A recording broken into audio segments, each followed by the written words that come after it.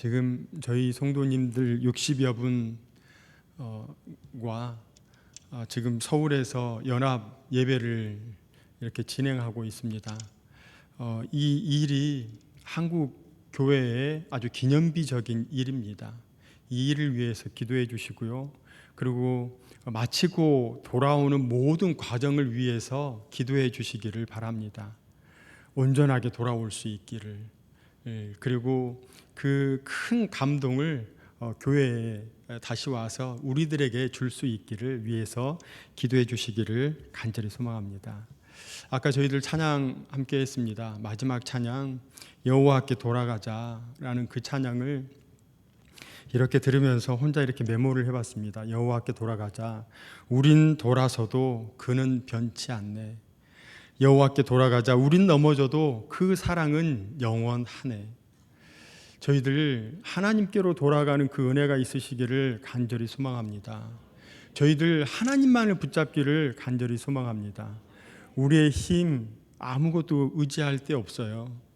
내가 갖고 있던 그 어떠한 것, 내세울 것 아무것도 없어요. 저희들 하나님을 붙잡으시고 그리고 그 하나님으로 인해서 나의 모든 것이 새로워지는 그 은혜를, 그리고 나와 함께하는 가정, 그리고 내가 소속되어 있는 모든 곳곳에서 그 새로움을 늘 누리시는 우리 모두가 되시기를 주님의 이름으로 축원합니다. 오늘 우리가 살펴볼 사무엘상 11장의 말씀은 사울이 암몬 사람을 쳐서 승리함으로 실제적으로 이스라엘의 왕위에 오르는 과정을 기술하고 있는데요. 사무엘 선지자를 통해 길갈로 가서 나라를 새롭게 하자는 내용의 말씀으로 은혜를 나누고자 합니다. 어떻게 해야 새롭게 할 수 있는지, 그 원천은 무엇인지 말씀을 나눌 때 이곳에 하나님의 임재하심과 기름 부으심이 충만하시기를 주님의 이름으로 축원합니다. 함께 나눌 첫 번째 내용은요, 새롭게 하기 위해서 애통이 있어야 한다는 것입니다. 1절과 2절 말씀을 보시면 암몬 사람 나하스가 요단강 동쪽 지역 므낫세 반지파의 영토인 길르앗 야베스를 침략하였습니다. 길르앗 야베스 사람들은 암몬 사람 나하스의 침공을 받자 나하스에게 조약을 맺고자 제안을 합니다. 우리와 언약하자. 그리하면 우리가 너희를 섬기리라. 참으로 굴욕적인 제안이 아닐 수 없습니다. 암몬 족속 나하스는 이와 같은 야베스 사람들의 제안을 거절하고 더 굴욕적인 제안을 합니다. 내가 너희 오른 눈을 다 빼어야 너희와 언약하리라 하였습니다. 나하스가 너희 오른 눈을 다 빼어야 너희와 언약하겠다는 것은 그들로 하여금 전투를 할 수 없는 자들로 만들겠다는 것입니다. 이스라엘 백성들에게 치욕적인 모욕이 아닐 수 없는데요. 3절 말씀을 보시면 이에 야베스의 장로들은 나하스에게 일주일간의 말미를 달라고 합니다. 이와 같은 이스라엘 백성들의 제안은 상식적으로 보면 받아줄 수 없는 것이었습니다. 그런데 나하스는 이스라엘 백성들의 이러한 제안을 받아주었습니다. 왜냐하면 나하스는 그만큼 자신만만하였고 거만하였음을 잘 알 수 있습니다. 야베스의 장로들은 전령들을 이스라엘의 온 지경으로 보내었습니다. 전령들의 소식을 들은 이스라엘 백성들의 반응은 어떠했을까요? 4절에 보시면 이에 전령들이 사울이 사는 기브아에 이르러 이 말을 백성에게 전하며 모든 백성이 소리를 높여 울더니. 아멘. 야베스의 전령이 사울의 기브아에 이르러 나하스의 말을 백성들에게 그대로 전했습니다. 이때 이스라엘 지파들은 동쪽 길르앗 야베스 주민들이 위기 가운데 처했음과 자신들에게는 그들을 도울 만한 힘이 없음으로 인해 안타까워하며 슬피 울었는데요. 우리 상대방의 슬픔에 공감함이 있으시기를 바랍니다.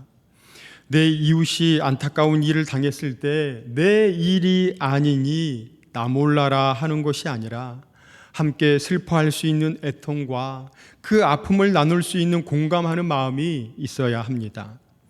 힘든 일을 경험하고 있을 때 위로하는 것은 아무 말 하지 않고 조용히 옆에 가서 손 잡아주면 됩니다. 조용히 옆에 가서 안아주시면 됩니다. 그래서 우리 공감을 나누시기를 바랍니다. 공감할 때 나와 너는 더 견고해질 수 있습니다. 공감할 때 공동체는 더 단단해질 수 있습니다. 그런데 4절 말씀해 보시면 모든 백성이 소리를 높여 울었다 하였습니다. 내 힘으로 어찌할 수 없는 간절함, 도저히 힘으로도 능으로도 풀리지 않는 애절함이 하나님을 향하여 소리를 높여 울게 만들었습니다. 우리 힘으로는 새롭게 되지 않습니다. 우리 능으로는 새롭게 되지 않습니다. 아니, 새롭게 될 수 없습니다. 우리 내 힘 빼고 주님 앞에 눈물로 나아가시는 모두가 되시기를 간절히 소망합니다. 하나님, 나의 것으로는 도저히 아무것도 할 수 없습니다. 주님이면 됩니다. 주님이 필요합니다. 기도하시며 눈물로 기도하시며 고백하시는 우리 모두가 되시기를 주님의 이름으로 축원합니다. 두 번째는 내가 죽어야 합니다. 내가 죽으면 새로워진다 말씀하고 있습니다. 12절에서 15절 말씀은 사울이 길갈에서 왕으로 옹립되는 과정을 기술하고 있습니다. 그중 13절과 14절 말씀, 우리 13절과 14절의 말씀을 함께 읽겠습니다. 사울이 이르되 이 날에는 사람을 죽이지 못하리니 여호와께서 오늘 이스라엘 중에 구원을 베푸셨음이니라. 사무엘이 백성에게 이르되 오라 우리가 길갈로 가서 나라를 새롭게 하자. 아멘. 13절 하반절을 보시면 여호와께서 오늘 이스라엘 중에 구원을 베푸셨음이니라. 사울은 암몬과의 전쟁에서 이긴 것이 여호와께서 구원을 베푸셨기 때문이라고 고백하고 있습니다. 이러한 구원이 일어나고 사울이 하는 말은 13절 말씀에 다시 보시면 여호와께서 오늘 이스라엘 중에 구원을 베푸셨음이라 고백하고 있습니다. 사울은 이때 처음으로 여호와 하나님을 주어로 사용하고 있는데요. 사울은 암몬에 대한 이스라엘 백성들의 승리가 자신의 탁월한 전략이라고 말하지 않았습니다. 잘 훈련된 군사들 때문이라고 말하지 않았습니다. 군사들이 많아서 이겼다고 말하지 않았습니다. 여호와께서 오늘 이스라엘 중에 구원을 베푸셨음이니라. 우리 하나님을 주어로 사시기를 바랍니다. 내가 무엇을 했다는 것이 아니라 하나님께서 하셨습니다. 모든 것 하나님의 은혜입니다. 하나님께서 이끌어 주셨습니다. 고백하시는 우리 모두가 되시기를 바랍니다. 그런데 이런 상황에서 사무엘은 백성들에게 14절 말씀과 같이 명령을 합니다. 14절 말씀을 보시면 오라 우리가 길갈로 가서 나라를 새롭게 하자 합니다. 길갈은 이스라엘 백성들에게 어떤 곳일까요? 길갈이라는 이름의 뜻은 굴러가다라는 뜻이 있습니다. 애굽의 수치를 길갈에서 굴려버린 것을 이해하게 하는 것인데요. 애굽의 수치를 길갈에서 굴려버린 것처럼 모든 모욕과 수치와 조롱을 굴려버리는 것이, 그러한 일에서 벗어나는 것이 나라를 새롭게 하는 것이라 말하고 있습니다. 이스라엘이 새로워지는 것은 여호와 앞에 설 때 이루어질 수 있습니다. 나를 철저히 내려놓고 여호와 하나님 앞에 설 때 하나님께서 그 수치를 굴러가게 하시는 것입니다. 이것은 우리가 하나님 앞에 온전한 예배자로 설 때 하나님께서 우리의 수치를 물러가게 하실 줄 믿습니다. 하나님 앞에 온전한 예배자로 선다는 것은 어떤 의미가 있을까요? 하나님 앞에 나를 산 제물로 드린다는 의미입니다.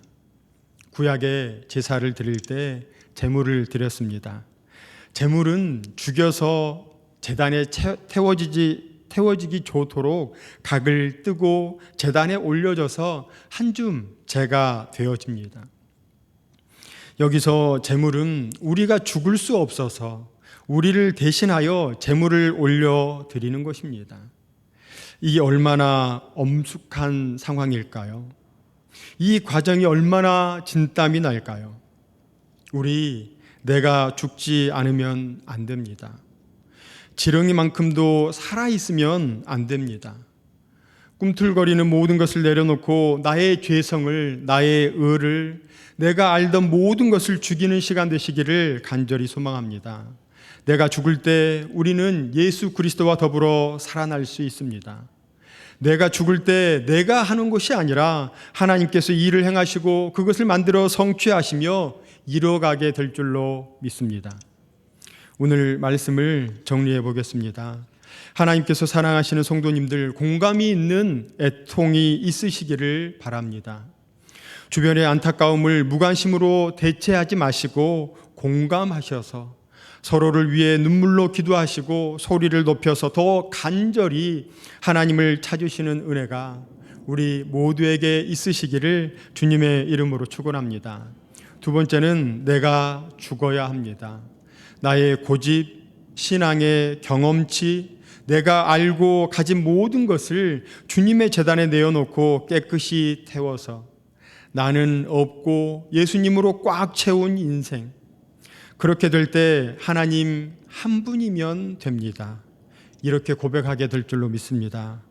그래서 나라를 새롭게 하고 지역사회를 새롭게 하며 교회와 가정, 나를 새롭게 된 인생으로 살아가시는 찬양 예배에 참여하시는 모든 성도님들 되시기를 주님의 이름으로 축원합니다. 지금 우리 교인 60명을 비롯해서 서울 광화문과 시청에서 200만 연합 예배가 진행되고 있습니다. 여기에서 중요하게 말하고 있는 포괄적 차별금지법이 무엇인지 우리 영상을 잠깐 보도록 하겠습니다.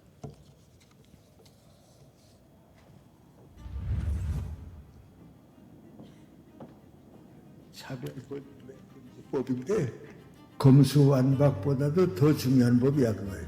검수완박은 또 다음에 고쳐라 되지만 이런 법을 이제 만들게 되면 투쟁과 법 분열이 점점 더 심해지기 때문에 사회 혼란을 막지는 못한다고. 이건 법의 문제가 아니고 질서 문제고 정치 문제가 아니고 이건 도덕과 윤리 문제라고. 그래서 이건 하면 안 되는 거고 할 필요도 없고. 들어는 봤는데 자세히는 잘 모르겠더라고요. 네, 들어는 봤습니다. 좋은 거 아닌가요? 차별하지 않고 뭐 인정차별 뭐 이런 거? 인터넷에서 약간 지나가다가 본 것 같은데. 차별금지 자체가 뭔지는 깊숙이 저는 모르고요. 구체적으로 무슨 조항이 있는지는 잘 모르는 것 같아요. 제일 먼저 우리가 해야 될 것은 회개입니다. 이 싸움은 음란과 거룩의 싸움이기 때문에 어둠은 빛을 이길 수 없고 음란은 거룩을 이길 수 없습니다. 최선을 다해서 알리면 충분히 막을 수 있습니다. 우리 대한민국만큼은 이 차별금지법을 막는 그런 국가가 되어서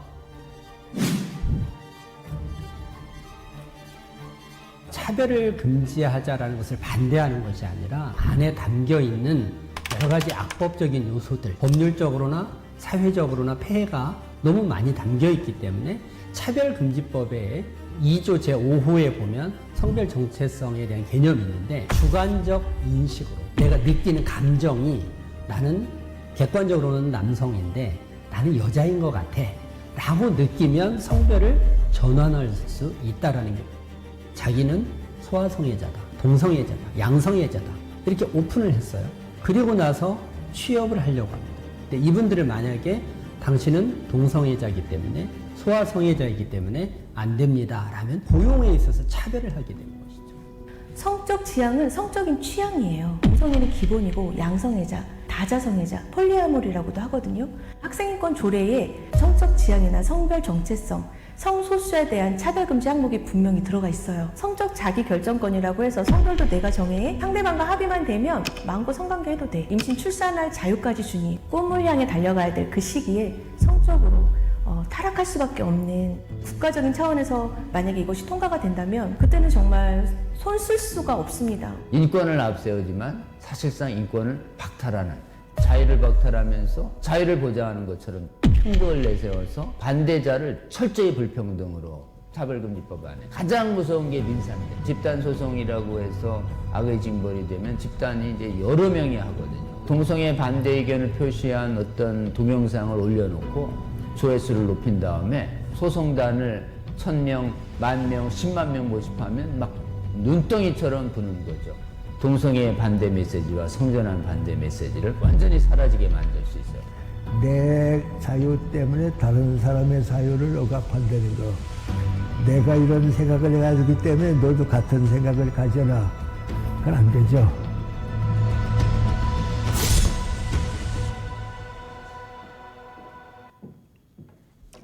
예, 지금 이 일을 위해서 서울에 모여서 지금 함께 연합 예배를 하고 있습니다.